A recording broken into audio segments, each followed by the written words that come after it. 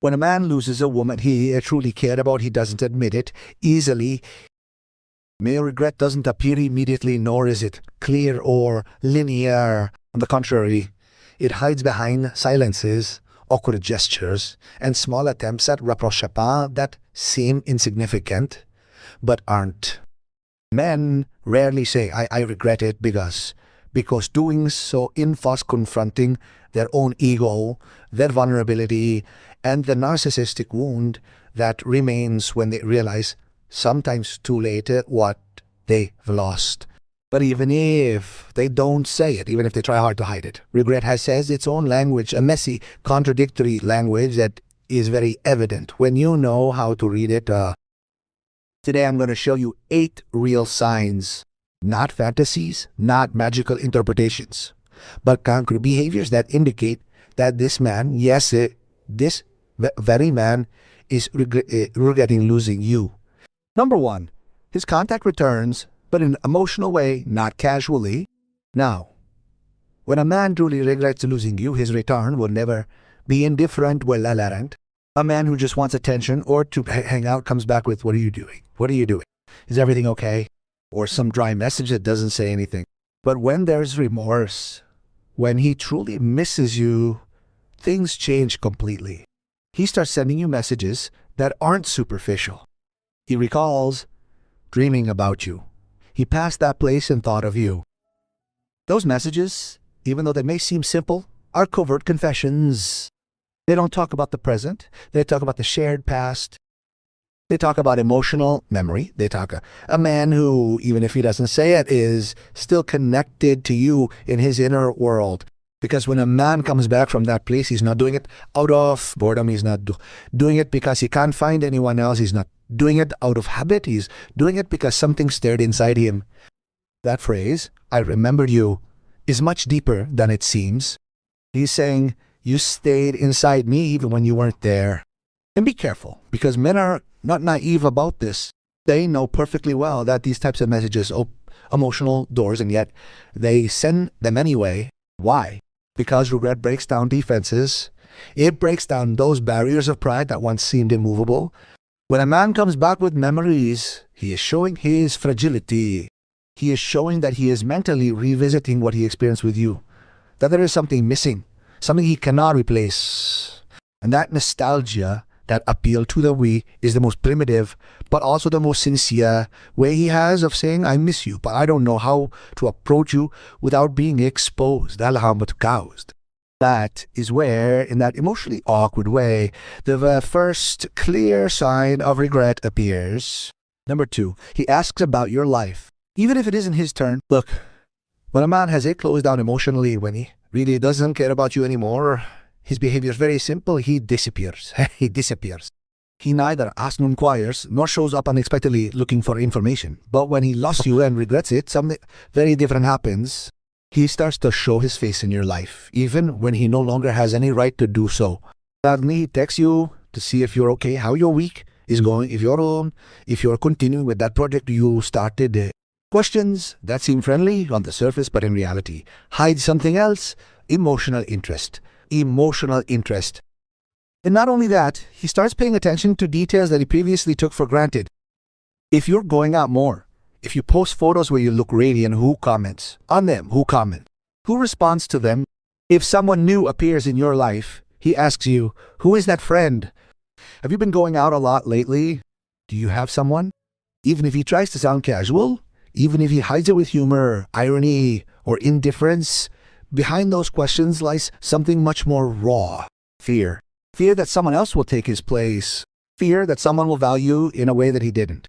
Fear that you'll finally open the door to a relationship where you don't have to beg for attention. That kind of interest doesn't come from curiosity. It comes from regret.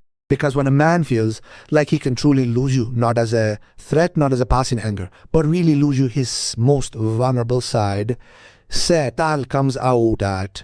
He starts observing you like he never did while you were with him. He looks at you from afar with a mix of nostalgia and fear, and that's when his questions become insistent. He no longer asks just to ask. He asks to find out where you stand, Julius. He asks to understand if he still has a place in your life or if he arrived late. Helga Shalidim.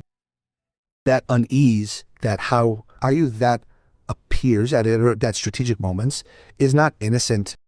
It's a clumsy attempt to re-enter your world. A clear sign that what he feels, even if he doesn't say it, is regret. Number 3, he writes to you when he's alone and when he's sad. Look, if you want to read a man's real regret, pay attention to the moments, not the words. Because a man who no longer feels anything can write to you at any time without emotional baggage about the one who lost you and is weighed down by it. Shows up just when his armor is loosening, he writes to you. At night when silence makes more noise than your absences when the day is ending, and he has no one to tell what happened to him at noon. There, without distractions, without that I'm fine that he uses as a shield, your name appears. He also shows up after a bad day. Men, even if they don't say it, seek refuge in the woman who made them feel understood at some point. And when something goes wrong for them at work, in their family, or in their life, the first person who comes to mind is the one with whom they could show vulnerability without feeling ashamed, That person is often you. He sends you an unexplained hello. You're welcome. That doesn't need context. A short but meaningful message. He seeks you out because he's sad, not because he's free. And pay attention to this. He shows up when he sees a couple on the street, or when he hears a song that reminds him of you. That reality check triggers something he had wanted to avoid, the awareness that you are no longer there. Men who regret it don't show it in grand gestures. They show it in moments when loneliness weighs more heavily on them than pride, because that's when they can no longer hold on to the image of I don't feel anything. It's at night, in defeats, in unexpected nostalgias that their truth emerges, and that truth is simple. When a man writes to you in his lowest hours, it's not out of habit or boredom. It's an emotional need, a need he only feels for someone he still cares about. Number 4, he's trying to make up for what he didn't do before.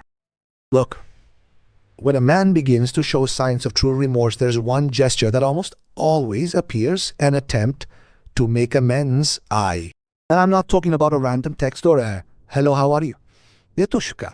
I'm talking about something much deeper, more unusual, and more revealing. He suddenly asks your forgiveness, something previously impossible. He acknowledges mistakes that he denied tooth and nail. He admits the attitudes that he previously justified or minimized. He wants to speak well. After weeks or months of silence, he appears with a different tone, more humble, more aware, or even tells you, I know I wasn't up to par. That kind of move is not casual. A man doesn't do that if he's calm, if he's sure, if he's already moved on. He does that when something clicked inside him. The man who regrets begins to remember the moments when you spoke to him clearly and he didn't listen. He begins to see your gestures, your efforts, your presence from a distance. And that's where the emotional discomfort appears. The awareness that what you lost doesn't come back easy. So he tries to compensate, and that attempt isn't always perfect, neat or mature. Sometimes he comes back clumsy, confused, disorganized, but he comes back with a different intention. He may say things like, Hua, I've been thinking, I guess I owe you an explanation. I wasn't nice to you. I misbehaved. You were right about a lot of things. Men don't say these things for sport. We don't do it to manipulate, although sometimes confusion can mix with fear. We do it when an emotional shock has woken us up, and that shock could seeing you moving forward without him, imagining you with someone else, realizing that he can't replace your presence, facing an emptiness he didn't recognize before, or noticing that life has gone on, but he's left with a wound he didn't expect. Compensation is his primitive way of saying, quote, I didn't know how to take care of you when I had you, but now I know what I lost. It's his attempt, sometimes belated, to balance the scales, to show that he's learned, that he's seen what he previously denied, that he's registered the damage. It's not a guarantee of change. It doesn't always imply a return, but it does imply regret. because a man who feels nothing, repairs nothing, he simply disappears. He simply disappears. The one who tries to compensate is the one who still thinks about you and it hurts. Yeah. Number 5, he gets jealous even though he has no right to. Look, jealousy is a complex territory. It doesn't always show itself with shouting or with scenes or with explicit demands. Sometimes jealousy appears in the form of a random comment, innocent question, an uncomfortable gesture, but it always reveals the same thing. There's something in you that he doesn't want to lose. And here's the important thing. When a man no longer feels anything, he doesn't become jealous. He doesn't ask, he doesn't investigate, he doesn't observe. He simply goes on with his life. Indifference is his true emotional closure. But when he's lost you and begins to regret it, something else happens. His jealousy is activated in a clumsy, contradictory, almost childish way, because he knows, even though he doesn't, he says so, that he no longer has any rights over you. And yet he still can't help but react. There are questions like, who is that? You always go out with that group. You're getting to know someone. I haven't seen you like this before. Mind you, they're commenting on your photos a lot. Notice that none of those phrases are explicitly, I miss you, it hurts to have lost you, or I want to get back. No. Men are rarely that direct when they feel emotionally disadvantaged. So what they do is disguise fear with jealousy, as if by asking about someone else they can actually gauge how much space they still occupy in you. And therein lies the most typical contradiction of male regret. He tells you little, but it bothers him that someone else will tell you something. He doesn't come close, but he feels that someone else might. He doesn't want to talk about getting back together, but he can't stand the idea that you've already moved on. Because jealousy, in this context, is not control, it's vanilla, it's fear. Fear of being replaced, of being forgotten, of someone else taking the place he took for granted, of realizing, perhaps too late, that what he lost was not easy to replace. Men feel jealousy as an internal alarm, a sign that something we thought was ours, even though it wasn't, is changing places. And when he loses you, that alarm sounds louder, because imagination works harder than reality. He starts to imagine situations, you laughing with someone, you feeling light without him, you creating a new bond, you receiving the attention that he didn't know how to give you before. And that image is intolerable for someone who still has something emotionally pending. That's why jealousy in these cases is not discussed, it is observed, because it says everything without saying it. A man who doesn't think about you doesn't move. A man who regrets it, yes. And jealousy, even though he has no right to feel it, is one of the clearest movements is. Number 6, he idealizes you and remembers you as sweeter than you were. Look, when a man truly regrets it, he doesn't go back to the story as it happened. He goes back to a softened, edited version, where you appeared with more light and shadow. This is no coincidence. It's a very common psychological mechanism. The mind, in order to cope with the pain of loss, idealizes what was lost. It turns it into something almost perfect to justify why it hurts so much not to have it. Then he begins to remember you in ways that he didn't even register before.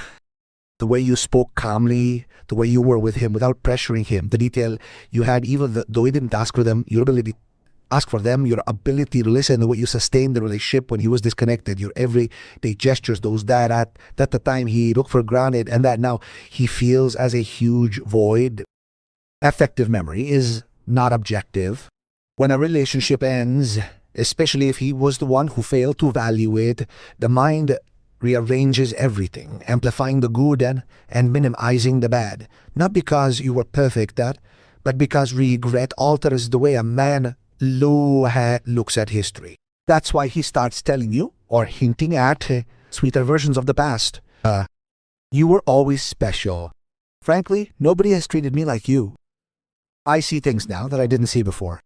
I don't know what I was thinking. I wish I had valued what we had more. It's not manipulation. It's belated sincerity. It's the recognition of someone who is only now, from a distance, realizing what he lost. The arguments, the differences, the conflicts, all of that is relegated, alienated. When a man regrets it, his brain turns them off so he can sustain the idea that the relationship could have been something else. Then selective nostalgia appears, a sweeter, more patient, brighter version of what you really were, because now that you're gone, he fills in the gaps with idealization, and that has a deep emotional background. What he didn't value before now weighs on him. What he took for granted before, he now feels like a loss, and what he ignored before, he now misses. When a man idealizes you after losing you, he's not seeing the past, he's seeing the emptiness that's left behind, galund. And that emptiness is often stronger than any real memory. That's why this sign is so clear. No one idealizes what they've already overcome. No one embellishes a story that doesn't matter to them. And no man remembers a woman more fondly if he doesn't feel regret that still hurts. Number 7, he follows you silently.